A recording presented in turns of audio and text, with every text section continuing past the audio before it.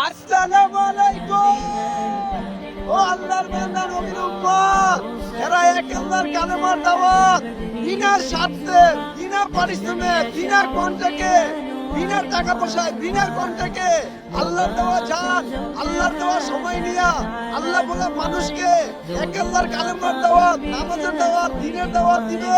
ওই আল্লাহর ইজ্জতের কসম, আল্লাহ তাদের দুনিয়ার সম্মান দিবে, দুনিয়া বরকত দিবে, দুনিয়ার জান্নাত দিবে, দুনিয়ার তাদের বাবার জীবনের গুনাহ মাফ করবে, তাদের উপর রহম করবে, তাদের জান্নাত দিবে, উত্তম বদলা জান্নাতে আবু বকর, ওমর, আল্লাহ রাসূলের সাথে দিবে ইনশাআল্লাহ।